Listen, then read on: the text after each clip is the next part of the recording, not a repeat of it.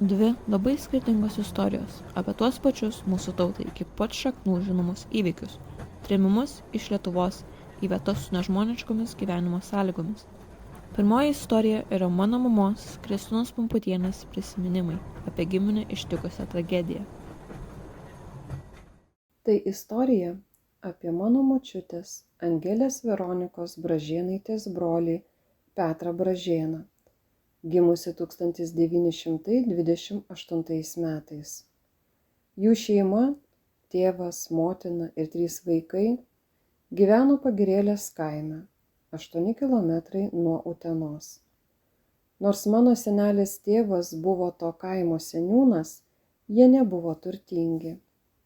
Tais laikais tokia pozicija nesuteikė jokių privilegijų. 1946 m.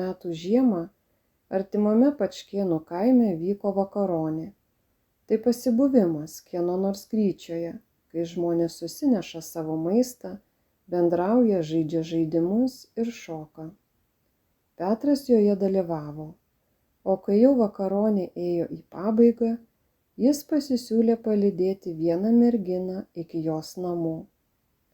Paaiškėjo, kad merginos namo rūsyje buvo partizanų bunkeris, apie kurį Petras nieko nežinojo.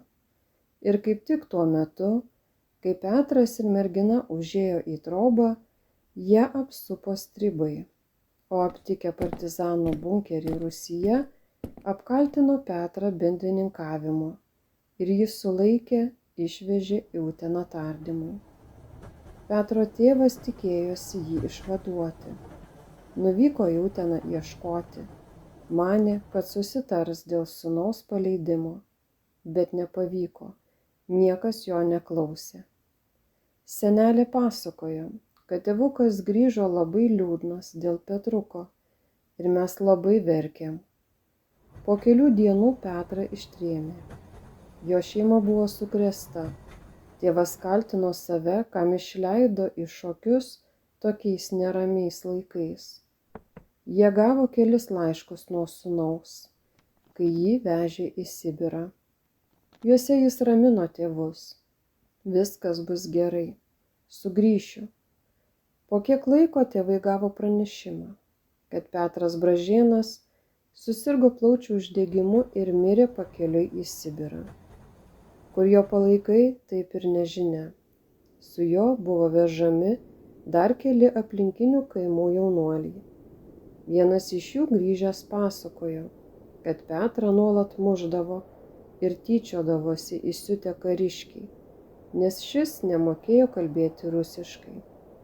Tai galėjo įtakoti jo ligą, jei tai buvo tiesa apie plaučių uždegimą ir mirtį.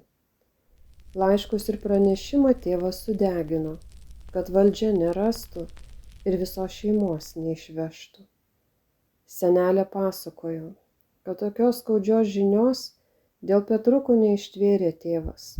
Sustreikavo jo širdis. Jis silpo ir greitai mirė. Tais laikais tai vadindavo sprogusia širdimi.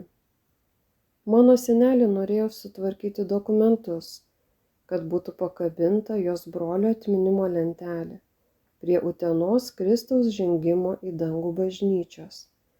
Ten daug pagerbtų tremtinių vardų, bet pritrūko tikslios informacijos ir leidimo pakabinti lentelę negavo.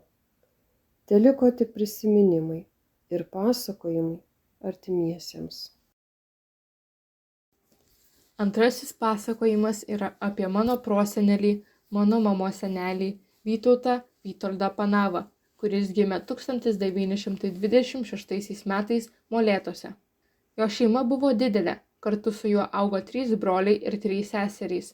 Kadangi šeima buvo didelė, jie patyrė daug finansinių sunkumų, todėl Vytautas baigė tik 4 klases ir pradėjo dirbti vasaromis, ganant gyvulius, siekdamas prisidėti prie šeimos pragyvenimo. Antrojo pasaulinio karo pradžioje, 1941 metais, kai vokiečių armija užėmė Molėtus, Vytautui buvo vos 15-16 metų. Jis kartu su vyresne seserimi Janina buvo prievarta išvežti į Vokietiją darbams. Prosenelis, retai kalbėdamas apie tos sunkius laikotarpius, atskleidė, kad vokiečių ponų dvaruose buvo priverstas sunkiai dirbti ir už tai gaudavo nepakankamai maisto pragyvenimui. Jo gyvenimą tais metais išlaikė vyresnioji sesuo Janina, dirbanti tų pačių ponų virtuvėje ir slapčia atnešanti maisto broliui. Pasibaigus karui 1945 metais Vytautas su Janina sugrįžo atgal į Molėtus. Prosenelis sakė, jog grįžus namo tikrai nebuvo lengva. Vokiečiai paliko daug savųjų žymių žmonių sielose bei aplinkoje. Tačiau viskas nesibaigė su karu. Karo pabaigą sekė Molėtų miesto gaisrai. Po 3 metų nuo karo pabaigos Vytautas Vytoldas Panava sukūrė savo šeimą ir pastatė naują namą savo šeimai prie ankstesnio namo pamatų, kuris buvo sudegęs. Šis filmukas yra langas į 2 skirtingus artimųjų likimus. 2 skaudūs pavyzdžiai parodo, kaip žmogaus dvasia gali būti palaužta ir kaip ji gali išlikti stipri ir nepalaužiama. Tremtis – tai lyg audra, kuri užklumpa netikėtai ir siaubia viską, kas pasitaiko jos kelyje. Petro likimas – tai lyg žvakė, kuri išgęsta nuo negailestingo vėjo, o Vytauto lyg medis, kuris išlieka stovėti net ir po didžiausios vėtros.